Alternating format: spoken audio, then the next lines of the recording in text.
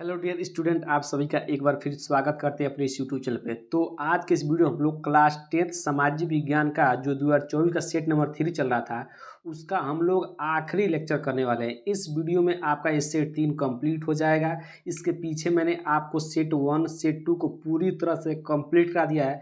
यदि अभी तक आपने उस वीडियो को नहीं देखा है तो उस वीडियो को जाकर अवश्य देख लीजिएगा। यदि आप 2024 के 7 सेट बनते हैं, हर साल 7 सेट बनते हैं, ठीक है। इन सातों सेट को यदि आप इस 2024 के सातों सेट को अच्छे से एकदम कर लेते हैं, प्रत्येक क्वेश्चन को बार बार लिख कर याद कर लेते हैं, तो आपके 90 प्लस आने से कोई नहीं हो सकता है। क्योंकि ये जो भी क्वेश्चन है ये मोस्ट वांटेड क्वेश्चन है और रिपीट होंगे, ठीक है। बाकी आप 2024 का प्रथम सेट चाहे द्वितीय सेट उठा कर देखेंगे तो उसमें कई क्वेश्चन है जो बार बार रिपीट हो रहे हैं, ठीक है। तो उसी क्वेश्चन को आपको लिख लेना है और याद कर लेना है। बाकी मैं एकदम आसान लैंग्वेज में लिख कर आपको दे रहा हूँ ताकि आपको याद करने में कोई भी तकलीफ न हो, ठीक है। तो चलिए वीडियो को स्टार्ट करते हैं और हम इसके अगले प्रश्न को कर लेते हैं। यदि आप वीडियो को पहली बार देख रहे हैं तो वीडियो को लाइक कीजिएगा और चैनल को सब्सक्राइब जरूर कीजिएगा बाबू। मैं आपके लिए एक एक प्रश्न को एकदम आसान लैंग्वेज में लिख कर लेकर आ रहा हूँ ताकि आपको कोई भी तकलीफ न हो, ठीक है। तो आपको चैनल को सब्सक्राइब करना है और सपोर्ट जरूर करना है बाबू, ठीक है। चलिए प्रश्न को आप बताते हैं, ठीक है। देखिए यहाँ से हम लोग करना था वर्णनात्मक सेकंड से, ठीक है। बाकी मैंने यहाँ तक करा दिया था, ठीक। यदि नहीं देखें तो जाकर जरूर देख लीजिएगा, ठीक है। देखिए वर्णनात्मक सेकंड में कह रहा है कि निम्नलिखित प्रश्नों के उत्तर लगभग 150 शब्द दीजिए। उतना जरूरी नहीं है, जितना जरूरी है मैं उसको आपको बता दे रहा हूँ, ठीक है। इसमें 25, 26, 27, 28 मतलब 4 प्रश्न है जिसमें आपको हर एक प्रश्न में अथवा करके दिया है, ठीक है। अब रही बात कि सर क्या अथवा भी कराएंगे अथवा नहीं कराएंगे, ठीक है। मतलब कहने का मतलब है कि अथवा का मतलब यह है कि इन दोनों में से जो इंपॉर्टेंट होगा 2025 के लिए उसको मैं करा दे रहा हूँ, ठीक है। इस दोनों में जो महत्वपूर्ण है उसको, मतलब कहने का है कि आपको जो इंपॉर्टेंट प्रश्न है मैं उसको करा दे रहा हूँ ताकि 2025 में उससे बाहर ना जाए, ठीक है। विश्वास रखिएगा, इससे एक भी प्रश्न बाहर नहीं जाने वाला है, ठीक है। चलिए प्रश्न पड़ेगा कि देखिएगा मैं ये अथवा वाला प्रश्न करा दे रहा हूँ, ठीक है। 25 का जो ये वाला इसको मैं छोड़ दे रहा हूँ, उतना इंपॉर्टेंट नहीं है। बाकी मैं करा दूंगा इसको भी, ठीक है। टेंशन लेने में कोई बात नहीं है, जब खत्म हो जाएगा सेट तो मैं इसको करा दूंगा, ठीक है। बाकी ये इंपॉर्टेंट एक प्रश्न है, 6 नंबर का प्रश्न है कि भारत में राष्ट्रवाद के उदय के प्रमुख कारणों को व्याख्या कीजिए। भारत में जो राष्ट्रवाद के उदय हुए उनके प्रमुख कारणों को लिखना है। मोस्ट वांटेड क्वेश्चन है, 6 नंबर का है। देखिए कैसे लिखना है मैं आपको बताता हूँ, ठीक है। देखिए आपको पहले हेडिंग लगाना है। क्या लगाना है? आपको हेडिंग लगाना है कि भारत में राष्ट्रवाद के उदय के कई कारण थे, ठीक है ना। आपको इतना हेडिंग लगा लेना है, ठीक है।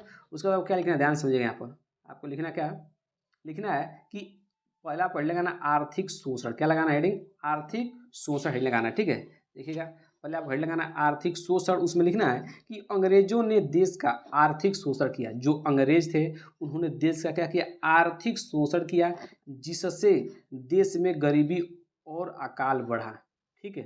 पहला पॉइंट आर्थिक शोषण लगा के इतना लिखना है कि अंग्रेजों ने देश का आर्थिक शोषण किया जिससे देश में गरीबी और अकाल बढ़ गया, ठीक। चलिए अब दूसरा पॉइंट क्या लिखना है? दूसरा पॉइंट अब लिखना है, ऐसे ही आपको पॉइंट हेडिंग टू हेडिंग लिखेंगे तो आपका एक भी नंबर नहीं कटेगा, ठीक है। इसी तरह लिखना है, ठीक है। दूसरा है दमनकारी नीतियाँ। क्या है दूसरा हेडिंग? दमनकारी नीतियाँ। इसमें क्या लिखना है? आपको लिखना है कि अंग्रेजों की नीतियों से भारतीयों पर दमन हुआ। क्या हुआ? कि अंग्रेज जो नीति नियम कानून बनाए थे उससे भारतीयों पर क्या हुआ? दमन हुआ, ठीक। दूसरा पॉइंट हो गया।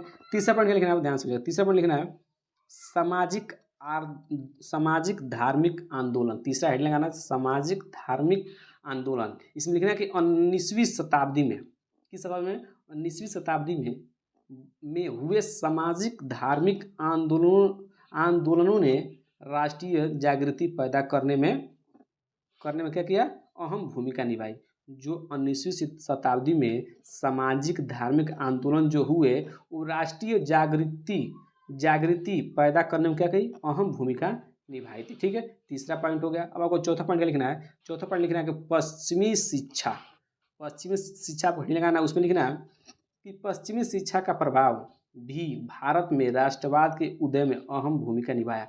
जो पश्चिमी शिक्षा थी बाबू, जो उसका प्रभाव पड़ा वो भारत में राष्ट्रवाद के उदय में अहम भूमिका निभाई थी। ये मोस्ट इंपोर्टेंट वाला पॉइंट है, इसको भी जरूर लिखिएगा, ठीक है। बाकी एक लास्ट पॉइंट आपको लिखना है, पांचवा पॉइंट लिखना है भारतीय राष्ट्रीय कांग्रेस। हेडलाइन आना है, ठीक। इसमें बस आपको इतना ही लिखना है कि भारतीय राष्ट्रीय कांग्रेस भारतीय राष्ट्रीय कांग्रेस जैसे संगठनों का गठन भी राष्ट्रवाद के उदय में अहम रहा। क्या लिखना है कि भारतीय राष्ट्रीय कांग्रेस जैसे संगठनों का गठन भी क्या हुआ, राष्ट्रवाद के उदय में अहम रहा।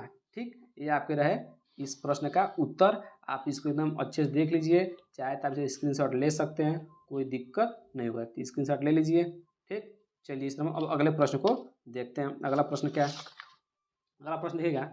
अगला प्रश्न है 26 नंबर कि भारत की संघीय शासन व्यवस्था की विशिष्टताओं का वर्णन कीजिए। मोस्ट वांटेड क्वेश्चन है ये, पिछले सेट में आया था, सेट नंबर 2 को उठा कर देखिए, उसमें भी क्वेश्चन 6 नंबर का ही पूछा था, इसमें भी 6 नंबर का पूछ दिया है। तो मैं कह रहा हूँ कि क्वेश्चन रिपीट होंगे, आप टेंशन मत लीजिए, बस जितना करा रहे हैं उसको करते जाइए, इससे बाहर नहीं जाएगा। ठीक है, तो भारत की संघीय शासन व्यवस्था की विशिष्टताओं का वर्णन कीजिए। तो चलिए, मैंने एकदम आसान लैंग्वेज में लिखा है, मैं आपको दिखा देता हूँ। ठीक है, देखिए यहाँ पर देखिए, भारतीय संघीय व्यवस्था की कुछ प्रमुख विशेषताएं, आपको पहले हेडिंग लगाना है। जैसे आप इसको काले पेन से हेडिंग लगाएंगे तो एग्जामिनर खुश होकर आपको एक भी नंबर नहीं काटेगा। ठीक है, तो आप इसको काले पेन से इस हेडिंग लगाएंगे कि भारतीय संघीय व्यवस्था की कुछ प्रमुख विशेषताएं, उसमें पॉइंट टू पॉइंट लिखना है कि भारत की संविधान में भारत को राज्यों का संघ घोषित किया गया है। क्या लिखना है आपको कि भारत की संविधान में भारत को राज्यों का संघ घोषित किया गया, पहला पॉइंट हो गया। दूसरा पॉइंट में लिखना है कि संविधान सर्वोच्च है, संविधान क्या है बाबू, सर्वोच्च है, और केवल संसद को ही इसे बदलने का अधिकार है। ठीक है ना, जो संविधान है उसको केवल कौन बदल सकता है, केवल संसद ही बदल सकता है। ठीक है, अगला पॉइंट लिखना है कि संविधान की व्याख्या करने का अंतिम अधिकार न्यायालयों के पास है। ठीक है, किसके पास है, न्यायालयों के पास है, किसका, संविधान की व्याख्या करने का। ठीक है, अंतिम अधिकार है। ठीक है, किसके पास, न्यायालय के पास। ठीक, अगला देखिए, अगला लिखना है कि संघीय व्यवस्था में शासन के 2 स्तर हैं। जो संघीय व्यवस्था है उसमें शासन कितने स्तर हैं, 2 स्तर हैं, केंद्र और राज्य। ठीक, अब अगला पॉइंट देखिए, अगला पॉइंट क्या है, अगला पॉइंट है कि संघीय सरकार और राज्यों के बीच शक्तियों का स्पष्ट विभाजन है। याद रहेगा कि संघीय सरकार और राज्यों के बीच शक्तियों का स्पष्ट विभाजन है। ठीक, पांचवा पॉइंट, आखिरी पॉइंट आपको लिखना है कि भारत में स्वतंत्र न्यायपालिका है। भारत में क्या बाबू, स्वतंत्र न्यायपालिका है। ठीक, ये आपका रहा 6 पॉइंट। आपको इसको स्क्रीनशॉट ले लीजिए और अच्छे से याद कर लीजिएगा, लिख लीजिएगा। ठीक है, बाकी इसमें आपका पूरा 6 पॉइंट है, 6 पॉइंट में 6 नंबर आपको अच्छे से मिल जाएंगे। ठीक है, चलिए हम लोग अगला प्रश्न देखते हैं। अगला प्रश्न क्या है, देखिए अगला प्रश्न क्या है, अगला प्रश्न है कि भारतीय वनों के आर्थिक महत्व को स्पष्ट कीजिए। किसकी बाबू, भारतीय जो वन है, भारत में जो भी वन है उनके आर्थिक महत्व को क्या करना है, स्पष्ट करना है। इसको मैं एकदम करा देता हूँ, एकदम आसान लैंग्वेज में है, ताकि आप एक बार लिख कर याद करें आपको याद हो जाए। ठीक है, देखिए अब क्या लिखना है, इसमें लिखना है, हेडिंग लगाना है भारत में वनों का आर्थिक महत्व। हेडिंग क्या लगाना है कि भारत में वनों का आर्थिक महत्व, हेडिंग लगाना है। ठीक, अब इसमें क्या लिखना है कि वनों से कई तरह के उत्पाद मिलते हैं। आप जानते हैं कि जब भी आप पेड़ घर में लगाते हैं तो उससे कितना ज़्यादा आपको क्या मिलता है, बेनिफिट मिलता है। ठीक ना, तो वनों से कई तरह के उत्पाद मिलते हैं, जैसे लकड़ी, सब्जियां, फल, रबड़, लाख, रेशम और मोम इत्यादि सब मिलते हैं। ठीक है, कह रहा है कि इन उत्पादों का इस्तेमाल कई उद्योगों में कच्चे माल के रूप में किया जाता है। इन उत्पादों का जो भी वन से निकलते हैं, इनका उपयोग हम कई तरह से कच्चे माल के रूप में भी करते हैं। लकड़ी का इस्तेमाल कई उद्योगों में कच्चे माल के रूप में भी किया जाता है, तथा फर्नीचर, माचिस, ठीक ना, सेतु भी किया जाता है। मतलब सेतु भी से क्या कहते हैं, बनाया जाता है। ठीक ना, मतलब यहाँ पे कि फर्नीचर, माचिस, सेतु भी बनाया जाता है या उपयोग किया जाता है, किसका, लकड़ी का। ठीक ना, ठीक, उसमें लिखना है कि पेड़ों से निकाले गए रबड़ का इस्तेमाल कई तरह से उत्पाद बनाने में किया जाता है। ठीक ना, बस आप इतना ही लिख देना है। ठीक, देखिएगा आपको थोड़ा कम लग रहा होगा कि सर जी कम लिखे, लेकिन कोई बात नहीं, इसको आप क्या कीजिएगा, देखिए आपको याद ज़्यादा करना है। और रही बात कि इसको आप यदि याद कर लेते हैं और जब आप कॉपी पे लिखिएगा, बोर्ड के कॉपी पे, तो इसको थोड़ा दूर दूर लिखिएगा, शब्द को दूर दूर लिखिएगा, ताकि आपका पेज थोड़ा क्या भर जाए, आपको पूरा फुल नंबर मिल जाए। ठीक है, तो इसको इतना ही बस याद रखना है, याद क्या करना है, एक बार पढ़िएगा, समझिए कि वन का क्या उपयोग है। आप इसमें चाहे तो और भी लैंग्वेज आप अपने आप से जोड़ सकते हैं। ठीक, इसको बढ़ा चढ़ा लिख सकते हैं, लेकिन ये वाला इतना याद कर लीजिएगा, लिख लीजिएगा। ठीक, चलिए इसको हम अब जो भी आखिरी प्रश्न को कर लेते हैं। आखिरी प्रश्न क्या है कि भारत में उपभोक्ता आंदोलन का परिचय दीजिए। ठीक है, ठीक, चाहे आर्थिक विकास में ऋण की भूमिका का विश्लेषण कीजिए। वो इतना ज़्यादा इंपॉर्टेंट नहीं है, इंपॉर्टेंट है आपका ये वाला कि भारत में उपभोक्ता आंदोलन का परिचय दीजिए। जो अर्थ वाला प्रश्न है ये मोस्ट इंपॉर्टेंट प्रश्न है, इसको मैं करा देता हूँ। इंपॉर्टेंट ही करा रहे हैं, ठीक ना, ठीक, ताकि आपको कोई भी दिक्कत ना हो। ठीक, चलिए अगला देखिए प्रश्न। अगला प्रश्न का उत्तर देखिए, आपको हेड लगाना है कि भारत में उपभोक्ता आंदोलन की शुरुआत उपभोक्ताओं की रक्षा के लिए हुई थी। ठीक ना, हेडिंग इसमें लगाना, इसमें लिख देना। ठीक ना, क्या लिखना है कि भारत में उपभोक्ता आंदोलन की शुरुआत उपभोक्ताओं के हितों की रक्षा के लिए हुई थी। ठीक, यह आंदोलन अनैतिक और अनुचित कार्यों से उपभोक्ताओं को बचाने के लिए शुरू किया गया था। इंपॉर्टेंट पॉइंट है, इस पर ध्यान दीजिएगा कि यह आंदोलन अनैतिक और अनुचित कार्यों से उपभोक्ताओं को बचाने के लिए शुरू किया गया था। 1960 के दशक में खाद्य कमी, जमाखोरी, कालाबाजारी और खाद्य पदार्थों में मिलावट जैसी समस्याओं के कारण इस आंदोलन की शुरुआत हुई थी। देखिएगा, इस आंदोलन की शुरुआत क्यों हुई थी? क्योंकि 1960 के दशक में क्या हुआ था, खाद्य कमी, जमाखोरी, कालाबाजारी और खाद्य पदार्थों में मिलावट जैसी समस्याओं के कारण क्या गया था, इस आंदोलन की शुरुआत की गई थी। ठीक ना, तो इसको याद रहेगा। अब लिखना है कि उपभोक्ता संरक्षण कानून 2019 को 20 जुलाई